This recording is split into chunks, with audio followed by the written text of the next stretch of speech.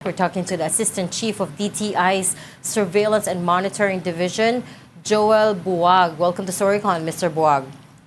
Hello, good afternoon to all of you. Magandang hapon po sa mga nanonood po ng Storycon. Magandang hapon, sir. Hello. Sir, tama ba intindihin namin dun sa Pangulo? Expected no price movement, well, at least with some expecting no price movements for at least 1 or 2 months. Is that a feasible,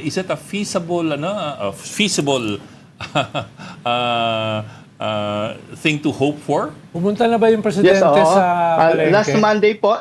Last Monday po nakipag-meeting po yung aming pong secretary, sa Secretary Cristina Roque sa mga manufacturer, at pinangako po nila na within 30 to 60 days hindi po sila magtataas ng mga pangunahing bilihin. Kanina po si Pangulo po umikot sa isang canned goods company at pinangakuan din po si Pangulo ng 30 to 60 days po hindi po sila magtataas ng presyo. Mr. Buwag, nakapunta na ba kayo ng grocery these past few days or palengke? Yes po. Yes, Opo, nagtaas sila Nagtaas sila. May penalty ba sila pag nagtaas? Opo, may penalty po yun. Ang rule po natin dito, under po sa Price Act o RA 7594, klaro po doon, pag po nakasuhan kayo ng profit hearing o yung inyo pong binebenta ay mas mataas ng 10% from the previous month, pwede po kayong kasuhan ng profit hearing at meron po itong fine na 5,000 to 2 million pesos or imprisonment of 5 years to 15 years. But, Yung mga gas stations ba pwedeng kasuhan ng profiteering? Pwede po, pero po yan po yung under po ng Department of Energy.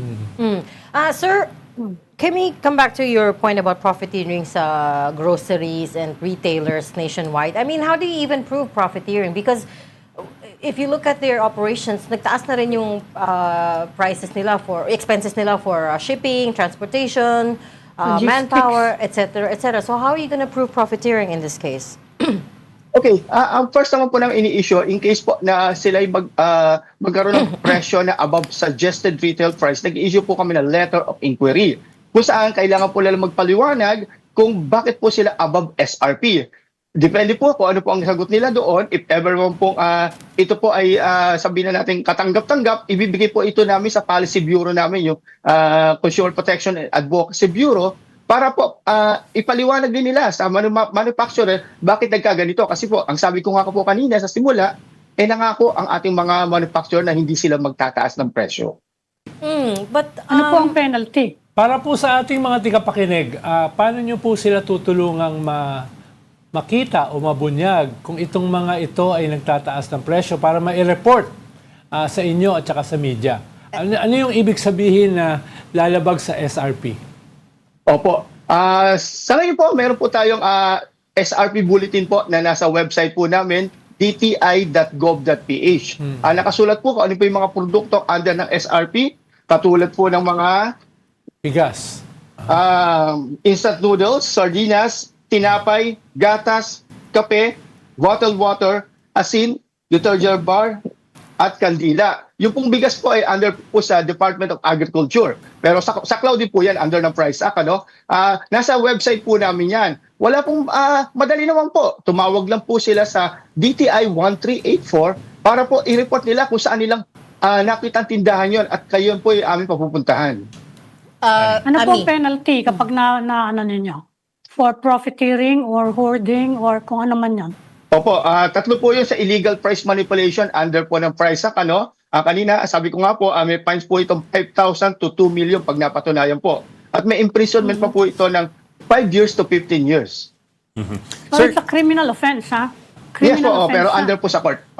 Meron na Sir, ba? yung cutoff po, bale, kung titignan mo yung mga presyo, yung cutoff dapat is 10% ng ang increase from the previous month. Yun ang kailangan bantay namin kung umakyat ng 10% dun sa nakaraang buwan. Pero to be fair din po to does it factor in the war? Oo, to be fair din to the grocery people and the people sa palengke, hindi kaya apektado rin sila ng transportation and cost. Logistics cost. Baka naman mamaya maganda naman na merong control dun sa presyo, pero baka naman mamaya hindi siya realistic. Yun lang po. Oo nga po Hindi rin siya fair. Nung March 11 po na Senate hearing po, umatin po yung aming kalihim at sinabi nga po niya na ang possible pong itaas ng produkto ng mga pangunahing produkto po ay yung logistic cost. Nandun po yung malaking problema natin.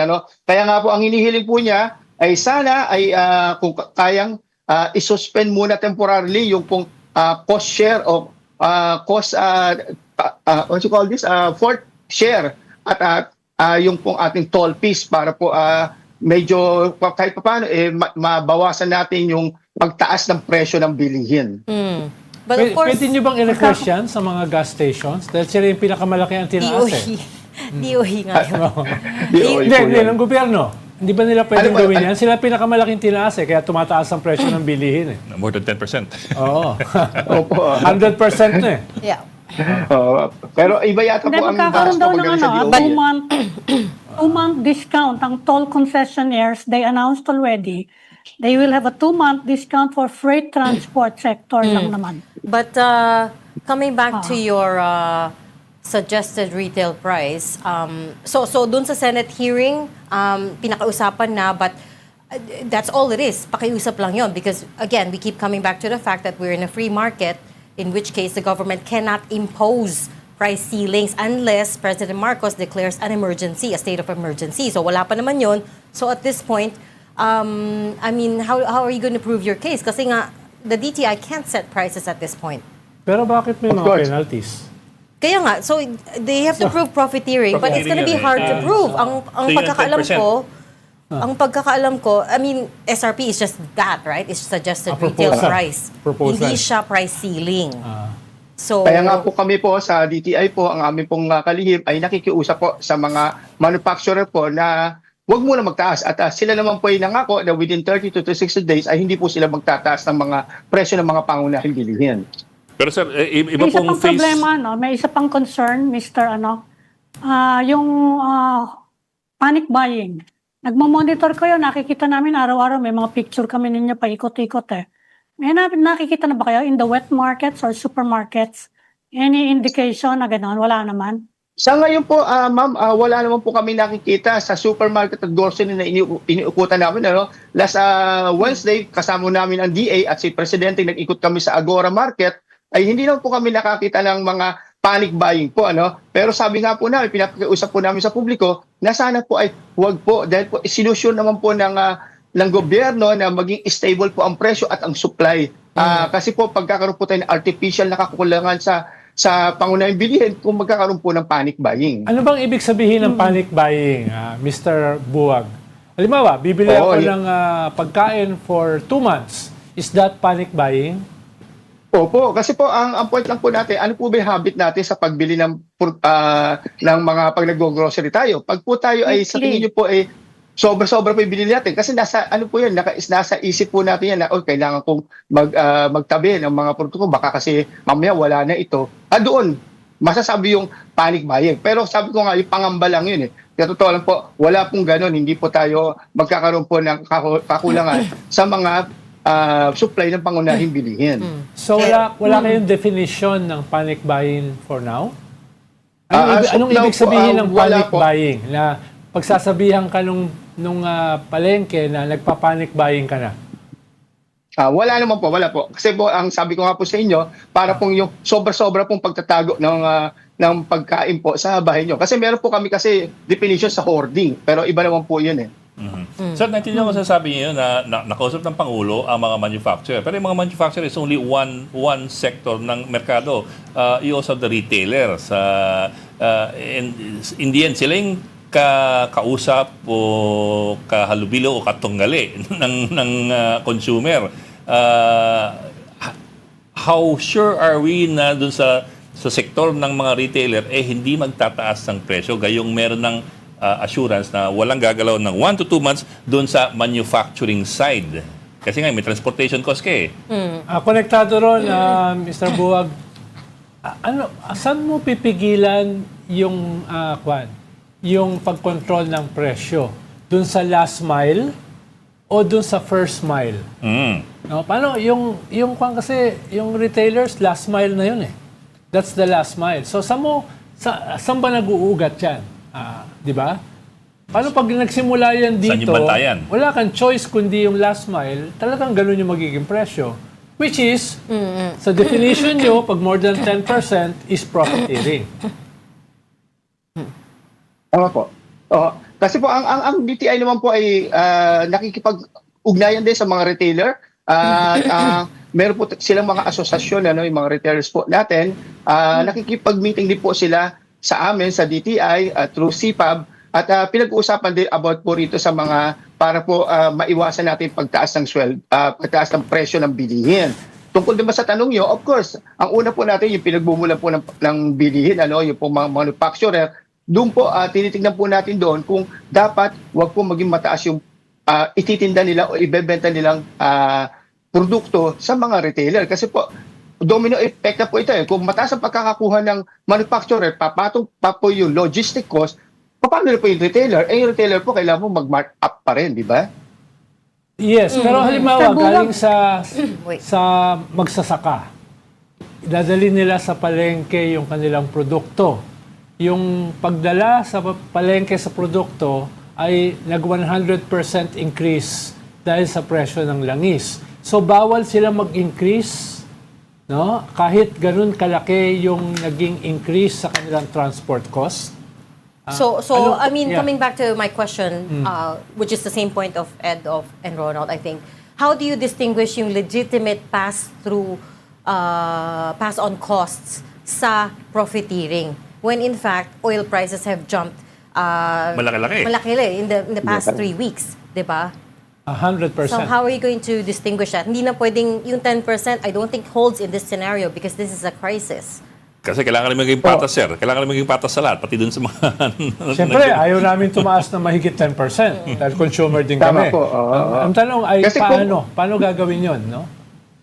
Kung tutusin po, sir, pag po tinignan natin yung takbo po ng pagpapatong po ng produkto mula po sa manufacturer, yung logistic cost po kumakatawan po sa 3 to 6% po ng total cost po nung mula sa sa manufacturing. At ito po ang nagiging issue natin because of sa ngayon yung logistic rate increase po ay umaabot na sa 30 to 50%. Yun po yung itinaas. Na kaya po nga po ang iniiwasan natin dito ay pumatong pa yung pagtaas po din ng manufacturing cost na ang sabi nga po ng mga manufacturer pinapangako nila na hindi muna sa ngayon. Lagi po namin sinasabi sa ngayon, hindi muna sila magtataas. Pero yung mga manufacturers, sir, nag-i-import din yung mga raw materials yan, di ba? Yeah. Oo. Kaya nga po, ano po ito kumbaga, domino effect po ito Of course, Exactly. magkakaroon tayo ng issue sa yung dollar exchange rate natin, medyo mataas na rin po. At I'm sure yung mga imported products po nito, pag-angkat po ay magtataas na rin po. Pero hindi lang po yung kaagad-agad magiging apekto sa sa manufacturing, ano? Talaga po ang tinitingnan po ng kagawaran ay yung pong logistic cost kasi po ito po yung talagang ngayon dahil po sa taas ng langis talaga pong ito po yung magiging apekto agad. Pero sir, Pero nakakakuha na ba kayo ng report from yung manufacturers na nagkakahirapan na ba ng pagkuha ng raw materials nila from overseas? Kasi pati Sa yung ngayon mga, po, madam, wala naman po pati kami sa paggawa ng nakukuha report tungkol po dyan at wala naman po sila sinasabi sa amin na nahihirapan po sila. Pero so there are also reports coming out quoting the Energy Regulatory Commission saying na baka as early as April magtaas ng piso kada kilowatt hour yung signal sa kuryente. And that is going, if that does happen, that's going to have a huge impact on manufacturing. O, tama po kayo po. Kaya nga po ang sinasabi po ng mga manufacturer, tinitingnan muna po sila. Ang pinapangako po nila, within 30 to 60 days ay hindi sila magtataas. Kung anong po mangyari in the future, sa ngayon po, hindi ko pa po masasabi about that. Hindi po kayo nagpa-plan for the in Kasi, case sir, this war, Yung pong aming policy drags group on? po, yung Consumer Protection Advocacy Bureau, under po nila yung planning. Kami po kasi, ang grupo ko po ay nag-handle po ng monitoring. Sila po ang nag-handle po sa planning. Okay, sir, balikan ko lang para malinaw sa lahat kasi kami minsan naguguluhan din So as far as DTI is concerned, SRP, of course, is suggested retail price. It is only suggested. It is not mandatory. However, kung sakaling lumagpas ka ng 10% doon sa presyo mo nung nakaraang buwan, pwede kang habulin ng profiteering. Tama po. Yung po bali ang paghuhugutan namin mga consumer na, teka, lumagpas ka ng 10%. Meron na bang nag-report, Mr. Buwag? Meron na ba Meron po, nagreklamo meron po ng mga mga nagre-report po. consumers na itong grocery na Nakaka-receive ito, po kami ng mga itong ganung report palengking po. ito, nagtataas na mahigit 10%? Kalimitan po, ang palengke po, ang grocery and supermarket po, meron po kami na-receive na mga, na mga report. So, pinarusahan nyo na. Opo, ito po ay on process po ng validation, babalidate namin totoo, at ito po ay magkakaroon po ng due process. Ano yung pinaka-light na penalty? First offense, 5,000 po. halimbawa. Fine po is 5,000 to 2 million. Okay. 5,000. So when you say in the process Parang ayuda. in the process of 5,000 yung penalty. Opo, nakadepende No, po ito kasi sa capitalization po Okay. nila. So when you say in the process of validation, ano yan? Pinupuntahan nyo mismo and then you talk to Yes, the po. retailers and to the groceries? Is that right? Yes po. Okay. Pinupuntahan po namin yan kapag po naka-receive kami, kung nagkatop na po kami sa kinabukasan na po namin mapupuntahan yung pong ni-report po nila. At this point, wala pa pong napipenalize. Yung pong because of dito sa pagtaas ng presyo ng langis sa ngayon po, wala pa po. Kasi iba naman po yung naging kwento natin kapag may kalamidad. Iba last year, yun po, meron po mga na-penalize doon. And how many cases are you looking at right now? Right now, sa ngayon, hindi ko pa po masabi yan. Dahil po, sabi ko nga po, wala pa naman po kaming nakikitang mga paglabag na validated, na validated. At may due process pa rin naman. I'm talking about the cases that are under validation. You said earlier that you're in the process of validating the complaints that you received. So, mga ilang kaso kaya yon? Here in Metro Manila, madam, meron na po kaming at least 7, if I'm not mistaken. Okay. And nationwide? MS nationwide po, wala lang pong hawak kong data. Pakiulit, Mr. Buwag, anong penalty nyo sa mga lalabag? Diyan? Opo, ang penalty po sa mga lalabag po, under po sa profiteering, ito po ay mula 5,000 hanggang 2 million po. At may pagkakulong po mula 5 years hanggang 15 years po. Hanggang 2 million pa pala. But 5 to 15 years. So, mahaba naman. Parang malayo yun, 5,000 to 2 At years. may alam ba kayong nakulong na? Lagi lang yung mewa, di ba? Mr. Buwag, may alam ba kayong nakulong na for profiteering? Opo, nung pong nung medyo pag-ubago pa po ako sa DTI, if I'm not mistaken, that's 2010, meron po kami sinumpa sa korte, no? Ang naging concern lang po dito ay nagpaliwanag po yung tinder, yung may-ari ng tindahan. Unfortunately po, nawala po ako ng information about doon kasi nung time pong yun, hindi pa po ako under sa monitoring group eh. Pero meron po.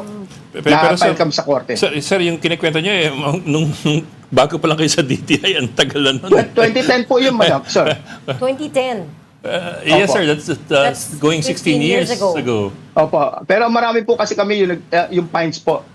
Inaanupuhan namin ng Oh, fines. Mr. Buwag, that was my point at the start nga, which is that profiteering in this country is very hard to prove, lalo na kapag may crisis like as we are experiencing right now. I don't think the 10% will hold anymore kasi nga the price of oil everywhere in the world has gone up.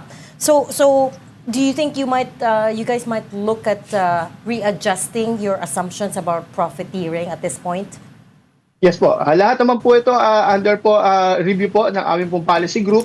If ever po sa tingin namin na mali na po yung aming pong mga datos o yung aming pong tinitingnan mga porsyento ay pwede na po i-adjust pero subject pa rin po sa approval po ng aming pong policy group. Kasi ang naalala ko dun sa sinasabi ni Ami na yung kinukulong talaga is you have to prove that it has that they've repeated it over a period of time, that they're habitually profiteering. Parang Hindi lang- recidivist. Oo, hindi lang yung one-off na profiteering, Third offense. kinulong ka agad. Let's make that clear, no? Kasi usually ang penalties for profiteering is only 5,000.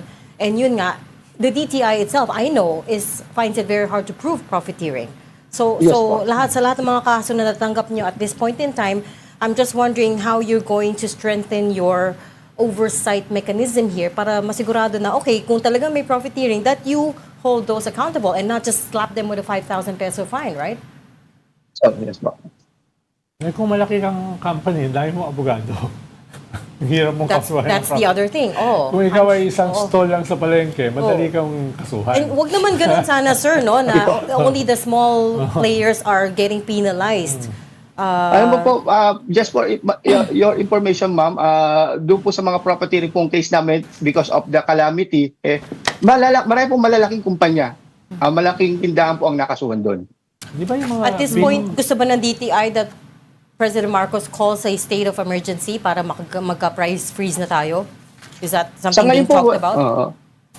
Sa ngayon po, wala pa pong stand ang aming pong DTI Secretary. Ano? Hindi ko pa po narinig na nasabi po dyan. Pero if ever po, ang DOE po ang magsasabi o mag-recommend po sa Pangulo kung kakailanganin po mag-recommend ng state of national emergency.